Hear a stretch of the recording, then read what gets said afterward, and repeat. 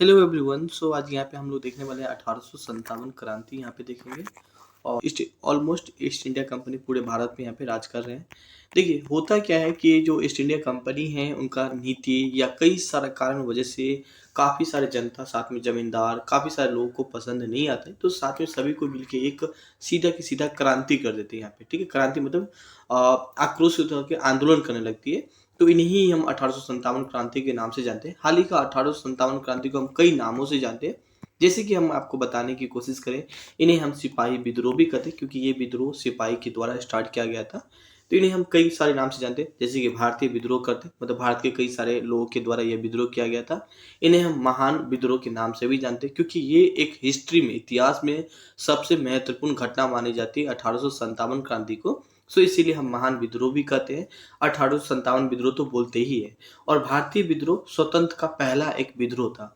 अगर हम यहाँ पे बात करें, जैसे कि 1857 में अगर सही से सभी कोई साथ देते, सभी भारत के सभी जनता अगर साथ देता, तो मेरे ख्याल से जो अंग्रेज है वो पहले ही 1857 में ही छोड़ के चला जाता। मगर ऐसा नहीं होता है। 1857 में भी जीत किसकी मिलती है? तो कहीं ना कहीं ईस्ट इंडिया कंपनी को मिलती है। तो ये चीज कहीं ना कहीं ईस्ट इंडिया कंपनी को काफी आकर्षित करता है यहाँ पे, है ना? क्योंकि पूरे तरीका से इंडिया के एक एक जनताओं को, एक एक आदमी की बातों को समझ पा रहा था कि आगे क्या कर सकता है। तो ये चीज कहीं ना कहीं इनके लिए काफी एक प्लस पॉइंट माना जाता था। तो फाइनली ये जो 1857 क्रांति है, उनका क्रांति होने का कई सारा कारण देखा जाता है। जैसे कि हम बात करें यहाँ पे, तो राजनीतिक कारण है, हम आगे देखने वाले हैं, और सामाजिक कारण भी माने जाते हैं। मतलब राजनीतिक कारण देखेंगे कौन कौन सी कारण हुई थी, साथ में सामाजिक, आर्थिक, धार्मिक और कुछ अन्य कारण भी माने जाते हैं, जिसके कारण से 1857 क्रांति हमें देखने को मिलती है। और आपके एग्जाम के पॉइंट ऑफ व्यू से भी ये काफी ज्यादा एक महत्वपूर्ण हो जाती है। यहाँ पे हम लोग अगर हम राजनीतिक कारण देखने की कोशिश करें, तो वेलेजली की सहायक नीति, जो कि एक राजनीतिक कारण में से एक मानी जाती है। डोलोजी की हड़प नीति। अब हड़प नीति ऑलरेडी समझते हैं। मान लीजिए कोई प्रांत है, उन्हें सीधा बोला जाता है, चाहे तो आप युद्ध लड़ लीजिए, चाहे आप मेरे साथ आ जाइए, या आप अगर नहीं मानता है तो उन्हें हड़प लेता है उस प्रांतों को। तो कहीं के नहीं कहीं वहाँ के जो राजा होते हैं, इनके साथ वहाँ के जो जनता होते हैं, वो अंग्रेज से काफी ज्यादा एक परेशान होते हैं। सहायक संधि उनकी भी एक कारण मानी थी। मतलब कल के डेट में मेरे साथ युद्ध हो रहा है तो आप भी हमें साथ दीजिए, है ना? कल के डेट में अगर आपको कुछ करा है तो हम तो देंगे ही देंगे साथ। तो ये साथ नहीं देता था अंग्रेज, मगर ये बोलने का था तो अंग्रेज अपनी साथ ले लेता था। तो ये भी एक कारण माना जाता है। राजाओं के द्वारा पेंशन या उपाधियों को समाप्ति कर देना। जैसे कि ऑलरेडी आपको पता है कि कई सारा प्रांतों को जीत लिया था, और वहाँ के जो राजा थे उन्हें बोल दिया जाता था कि ठीक है, हम आपको पैसा दे देंगे, या जो भी आपको पेंशन वगैरह है ना, वो सब हम आपको देंगे। बट कुछ टाइम के बाद देखते हैं कि ये पेंशन वगैरह भी देना बंद कर दिया जाता है। तो ये भी एक राजनीतिक कारण में से एक मानी जाती है। साथ में यहाँ पे हम लोग बात करने वाले नेक्स्ट सामाजिक कारण। सामाजिक कारण क्या था? सती देखेंगे। सती प्रथा उन्मूलन 1929 में एक कानून लाया गया था, जो कि कहीं ना कहीं समाज के लिए काफी ज्यादा, इससे समाज काफी खुश नहीं था। हिंदू विधवा पुनर्विवाह 1856 में लाया था, जिससे समाज के कई सारे लोगों को दुख हुआ था। जैसे कि पुनर्विवाह काफी लोग को पसंद नहीं था, मगर अंग्रेज आता है, हिंदू विधवा पुनर्विवाह लाता है यहाँ पे। तो ये भी एक्ट काफी सारे लोग को पसंद नहीं था, एक समाज के रूप में पसंद नहीं आता है। नरवली प्रथा या दाब प्रथा का अंत हुआ था। अंग्रेजी शिक्षा को लागू कराना था, जो कि ये सब जो भारत के जो समाज के लोग थे उन्हें पसंद नहीं था, जिसके कारण से काफी सारे लोग परेशान हुए थे। रंग भेद की नीति आई थी इसी के समय काल में, हाल ही का। ठीक है, रंग भेद मतलब जैसे कि अंग्रेज है वो काफी ज्यादा गोरे होते थे, गोरा चमड़ा हुआ करता था। ये भी एक कहीं ना कहीं सामाजिक कारण माना जाता है, अगर सामाजिक कारण के व्यू से देखें तो। आगे यहाँ पे हम लोग बात करने वाले हैं कुछ आर्थिक कारण। देखें, ग्रामीण आत्मनिर्भर को समाप्त कर देना। जो ग्रामीण में छोटे छोटे उद्योग है, जो कि आप बुनकर के द्वारा या कई सारा बुनकर के द्वारा कपड़ा सीते थे, या कोई छोटा छोटा काम किया करते थे, जो मैनुअली काम करते थे, उन्हें समाप्त कर दिया था। और न्यू टेक्नोलॉजी के लिए आया था। न्यू टेक्नोलॉजी मतलब समझ रहे हैं ना, जो बुनकर है, अब बुनकर का काम मशीन के द्वारा ही करते हैं। बुनकर एक दिन में, मान लीजिए बुनकर कोई एक काम 10 दिन में करता है, और न्यू टेक्नोलॉजी आ जाने पे वो 1 मिनट में कर देता है, और इससे अच्छा कर देता है। तो ये चीज कहीं ना कहीं इनका जो इनकम था, इनकम का सोर्स बंद हो गया था। तो कहीं ना कहीं आर्थिक का एक मेन कारण माना जाता है।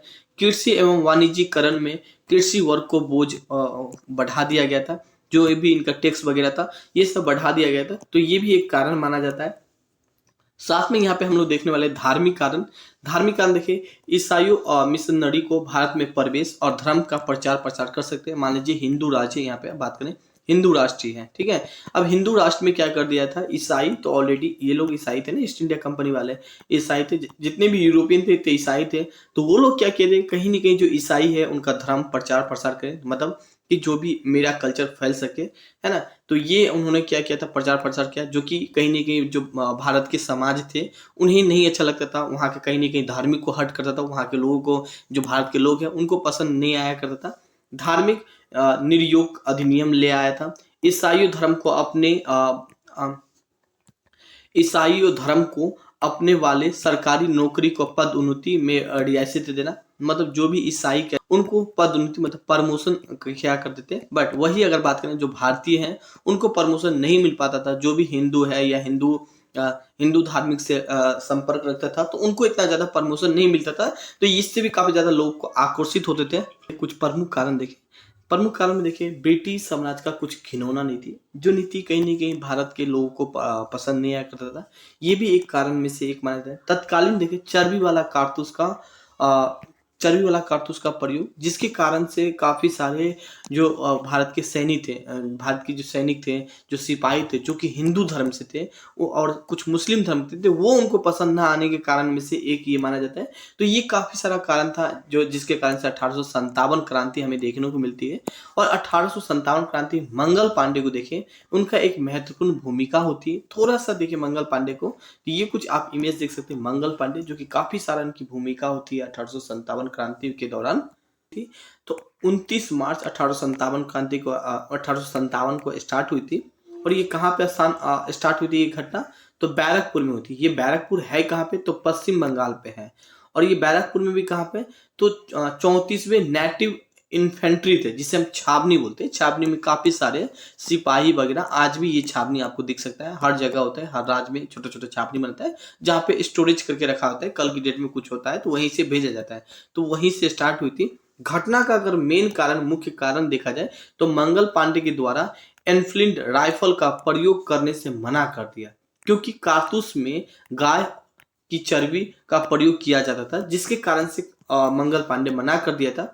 और जाहिर सी बात है, अगर आप सेना में हो और आपको बोले कि ढाई गोली चलाना है या बंदूक चलाना है, आप मना कर दोगे तो कहीं ना कहीं ये आपके लिए बहुत ही घातक साबित होता है ना। फिर ये घटना होती कहाँ पे, अगर हम वो देखें तो कलकत्ता से 16 किलोमीटर दूर बैरकपुर छावनी में सिपाही मंगल पांडे को गाय एवं सुअर से बनी कारतूस को चलाने से जैसे ही इनकार करता है तो मंगल पांडे को क्या कर दिया जाता है, फांसी दे दिया जाता है देश विरोध के मामले में, ठीक है। फांसी दे दिया जाता है। ये फांसी देते कब है, इस डेट को भी याद रखना, 8 अप्रैल 1857 को फांसी दे दिया जाता है। दिया कहाँ पे जाता है, तो बैरकपुर वाले स्थान पे दिया जाता है यहाँ पे ना। आगे यहाँ पे बात करें, ये प्रतिक्रिया देखिए, मंगल पांडे को फांसी देकर सील कर दिया जाता है। किस चीज को, तो वो छावनी को वहां पे सील कर दिया जाता है। यह भारत का प्रथम स्वतंत्रता सेनानी थी। पहली बार इसने ही अंग्रेज के खिलाफ विद्रोह करने की कोशिश किया था, मना करने की कोशिश किया था। तो ये एक भारतीय का प्रथम स्वतंत्रता सेनानी थे, जिसे 5 अक्टूबर 1984 को भारत सरकार ने मंगल पांडे के सम्मान में डाक टिकट जारी किया था। यहाँ पे डाक टिकट जारी किया था, यहाँ पे जारी किया था। कब जारी किया था, तो 5 अक्टूबर 1984 को जारी किया था, ठीक है। छावनी विद्रोह यहाँ पे देखें, ठीक है, मेरठ में छावनी विद्रोह अगर हम देखने की कोशिश करें यहाँ पे, तो अगर यहाँ पे हम आपको बताएं कि मेरठ में जो बैरकपुर से तो मंगल पांडे ने स्टार्ट की थी, मगर फिर ये मेरठ में भी छावनी था, तो वहां भी घटना देखने को मिली। कब मिली, तो 8 मई 1857, मतलब मंगल पांडे के फांसी देने के कुछ दिन बाद ही 9 मई 1857 को मेरठ में भी ये घटना देखने को मिलती है। स्थान कहाँ पे, मेरठ कहाँ पे, तो उत्तर प्रदेश में। वहां पे जो विद्रोह हुआ था उसका कारण देखें तो मेरठ छावनी में 85 घुड़सवारी सिपाहियों ने चर्बी वाला कारतूस को मना कर दिया।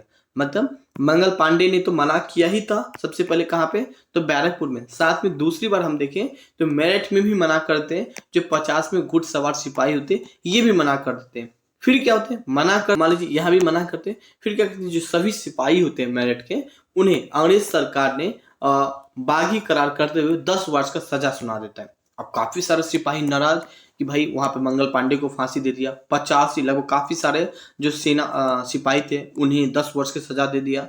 अब देखिए यहाँ पे होता है क्या, देखिए विद्रोह स्टार्ट अब होती है यहाँ पे, विद्रोह स्टार्ट होने से पहले एक भी लोग यहाँ पे एक संगठन बना लिया था और बता दिया गया था कमल और रोटी क्या होगा, इस संग्राम का प्रतीक होगा। मतलब कमल रोटी बोल देंगे तो समझ लीजिए कि विद्रोह स्टार्ट हो जाएगा। एक कोड सेट किया था। 57 क्रांति का शुरुआत अगर हम देखने की कोशिश करें तो 10 मई 1857 को हुआ था। 9 मई को आपको मालूम है कि मेरठ में हुई थी।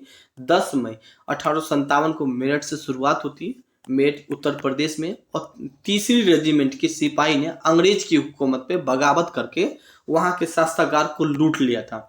भाई ऑलरेडी सिपाही तो नाराज थे, बोला भाई उनको भी सजा दे दी, उनको भी फांसी दे दिया, मंगल पांडे को भी दे दिया, उनको भी सजा दे दिया। जो तीसरी रेजिमेंट के सिपाही थे उसने विद्रोह कर दिया। कब विद्रोह किया था, तो 10 मई 1857 को विद्रोह कर दिया और हुकूमत जो भी अंग्रेजी हुकूमत है उसको बगावत करते हुए लूट के दिल्ली की ओर बढ़ा। आगे यहाँ पे देखिए दिल्ली पे अधिकार कर लिया। दिल्ली पे कब दिल्ली पर अधिकार करके 11 मई, कब 10 मई को मेरठ में देखें, 11 मई को दिल्ली पहुंच गया। 11 मई 1857 को दिल्ली पहुंचा। फिर मेरठ के छावनी से सैनिकों के द्वारा दिल्ली पर अधिकार कर लिया गया और फिर बहादुर शाह जफर को अंतिम मुगल सम्राट, जिसे राजा मान लिया गया। ये बहादुर शाह जफर था, कौन था, मुगल सम्राट था जिन्हें राजा माना, और ये एक अंतिम मुगल सम्राट था। यहाँ पे विद्रोह का अगर हम विस्तार थोड़ा सा देखने की कोशिश करें, ये 12 मई से 1857 से चला था और 30 मई 1857 तक ये विद्रोह कुछ हमें देखने को मिलती है। ये विद्रोह को नेतृत्व कौन कर रहा था, तो हर जगह पे अलग अलग लोग नेतृत्व कर रहे थे। जैसे कि बात करें यहाँ पे बरेली में कौन नेतृत्व कर रहा था, खान बहादुर कर रहा था। यहाँ पे झांसी में कौन नेतृत्व कर रहा था, तो रानी लक्ष्मीबाई नेतृत्व कर रहा था। लखनऊ में कौन कर रहा था, तो बेगम हजरत महल नेतृत्व कर रहा था। कानपुर में कौन कर रहा था, नाना साहब। सीधा क्वेश्चन पूछ लिया जाएगा कि 1857 क्रांति में कानपुर का नेतृत्व किसने किया था, तो नाना साहब ने किया था। कुंवर सिंह कहाँ पे नेतृत्व कर रहे थे, जगदीशपुर में कर रहे थे। असम में बात करने वाले, असम इतना नहीं ज्यादा पूछता है और फैजाबाद इतना नहीं पूछता है। फैजाबाद कभी कभी पूछ लिया जाता है। मौलवी अहमदुल्ला शाह ने किया था। तो ये सारा नाम को भी अपने अकॉर्डिंग आप याद कर सकते हैं। हर जगह मतलब हर क्षेत्र में अलग अलग एक को लीड कर देते हैं। मतलब जैसे खान बहादुर है, ये यहाँ के जो भी सेना थे या जो भी जनता थे उनको वो मोटिवेट कर देते कि आपको किस रूप में अंग्रेज से लड़ना है, बताना है। मतलब उनको पूरा एक लीड, उन नेतृत्व खान बहादुर ही कर रहे थे बरेली में, ठीक है। तो इसी तरह हर क्षेत्र का अलग अलग लीड कर देते। तो कुछ ये नेतृत्व भी अपने अकॉर्डिंग आप याद कर सकते हैं। कुछ जब 1857 क्रांति होती है तो कुछ लोग यहाँ पे उनका कथन देते हैं। जैसे कि बात करने वाले हैं सर जेम्स ऑटम या डब्ल्यू टेलर कथन देते हैं। ये जो 1857 क्रांति जो युद्ध हुई थी, जो क्रांति देखने को मिली है, ये हिंदू मुस्लिम का एक संयंत्र का परिणाम माना जाता है ना। मतलब हिंदू मुस्लिम की एकता का एक संयंत्र का परिणाम माना जाता है, जिसके कारण से 1857 क्रांति देखने को मिलती है।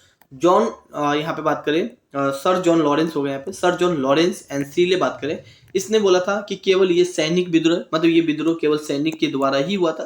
देखिए इस विद्रोह में सैनिक की ओर से ही ये विद्रोह स्टार्ट हुई थी, बट कुछ टाइम के बाद सारे जनते भी उनको सपोर्ट करता है, तो ये विद्रोह जनता के द्वारा ही हो गया था। बट सर जॉन लॉरेंस बोलता है ये केवल सैनिक विद्रोह है। सीधा क्वेश्चन पूछ लिया जाएगा, केवल सैनिक विद्रोह किसने बोला था 1857 क्रांति को, तो आपके ऑप्शन होगा सर जॉन लॉरेंस या सीले, तीन टिक लगा सकते हैं।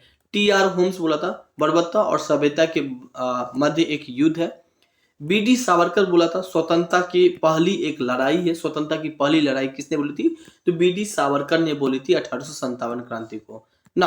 आगे यहाँ पे बात करें आर.सी. मजूमदार तथा कथित प्रथम राष्ट्रीय स्वतंत्रता संग्राम है, न कि प्रथम राष्ट्रीय, न कि स्वतंत्रता संग्राम है यहाँ पे। तो इस पॉइंट को भी थोड़ा सा अपने अकॉर्डिंग आप हाईलाइट कर सकते हैं। साथ में बात करने वाले कुछ पुस्तक यहाँ पे देखें, बी.डी. सावरकर के द्वारा कुछ पुस्तक लिखी गई थी। जैसे कि बात करने वाले यहाँ पे the Indian war for independence, इनके बात करें एस.एन. सेन के द्वारा भी बुक लिखी गई थी। 1857 एस.एन. सेन के द्वारा बुक लिखी गई थी। ये सीधा पूछ लिया जाता है आप लोग के एग्जाम में कि 1857 बुक किसने लिखी, तो एस.एन. सेन के द्वारा लिखी गई। सर सैयद अहमद खां के द्वारा भी बुक लिखी गई थी। असवाब ए बगावत हिंद, जो कि सर सैयद अहमद खां के द्वारा भी किताबें लिखी गई थी। आगे यहाँ पे हम लोग बात करने वाले हैं 57 क्रांति होती है, उसमें जीत फाइनली किसकी होती है, तो अंग्रेज की होती है। यहाँ पे ईस्ट इंडिया कंपनी होती है, क्योंकि अभी भी ईस्ट इंडिया कंपनी ही कर रहा है।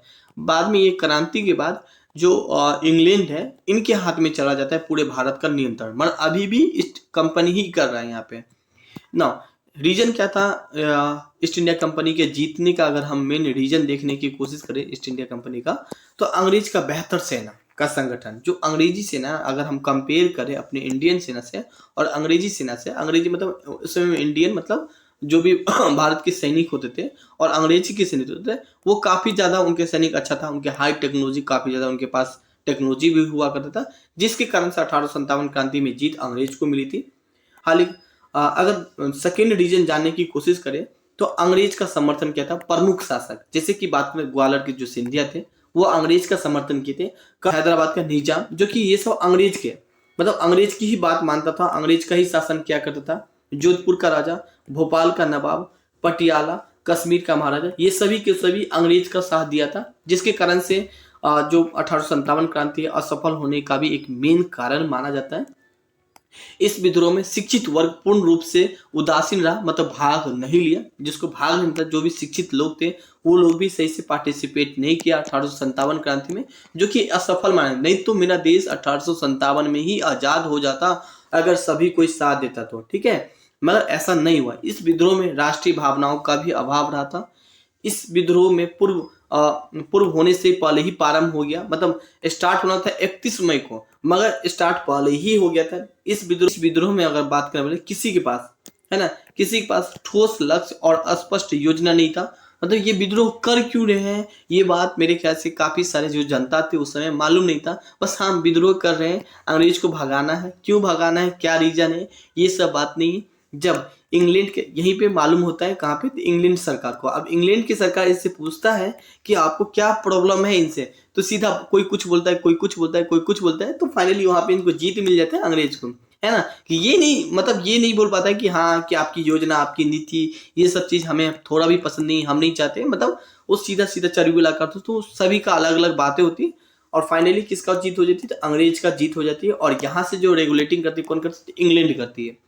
अब ये युद्ध होती है ना, क्रांति होती है, क्रांति का परिणाम हम क्या देखते हैं, परिणाम क्या देखते हैं, तो भारत में जो कंपनी का जो शासन था उन्हें समापन, मतलब समाप्त कर दिया। कंपनी को बोल दिया केवल आप कंपनी है तो आप अपना कंपनी वाला ही काम करिए, जो भी अपना व्यापार है केवल व्यापार कीजिए, बाकी भारत का जनता का चलाने का काम मेरा होगा। जो इंग्लैंड के राजा है वो चलाया करेंगे, जैसे कि इंग्लैंड को चलाते इसी तरह वो भारत को भी चलाएंगे। भारत के साथ भारत का जो शासन है सीधा क्राउन के अधीन चला गया। क्राउन मतलब जो इंग्लैंड के राजा है उनके अधीन चला गया। जो ब्रिटिश में, भारत में जो ब्रिटिश साम्राज्य के विस्तार है ना, उनको रोक लगा दिया गया। धार्मिक मामला पे हस्तक्षेप नीति आया था। सबके लिए एक समान कानून लाया था। तो भारत की जनता कहीं ना कहीं खुश हो कि हाँ भाई, इंग्लैंड हो चाहे इंग्लैंड के लोग हो चाहे भारत की जनता हो, सबके लिए एक समान, तो और क्या चाहिए, यही तो चाहिए। तो काफी लोग यहाँ भी खुश हो गए। भारतीय रजवाड़ों के प्रति विजय और विलय की नीति का भी परित्याग कर दिया गया। सरकार के द्वारा राजाओं को गोद लेने का भी अनुमति प्रदान कर दिया गया। भारतीय सेना और नव गठन के लिए पीली आयोग का भी गठन किया गया। तो ये सब कुछ परिणाम था जो कि आप देख सकते हैं। एंड जितने भी 1857 क्रांति की घटना है, इन सभी को हम एक बुक एमसीक्यू के रूप में हम आप लोग को जल्दी ही प्रोवाइड करेंगे। और ये थ्योरी है, इनको हम हार्ड कॉपी के रूप में आप लोग को जल्दी ही प्रोवाइड करवाएंगे, ठीक है। तो कुछ ये था गाइस, जो कि यहाँ पे आप देख सकते हैं सारे के सारे कुछ यहाँ पे, जो कि एक महत्वपूर्ण था 1857 क्रांति, और यहाँ से भी क्वेश्चन पूछा जाता है। तो आज के लिए बस इतना ही। Thank you and have a nice day.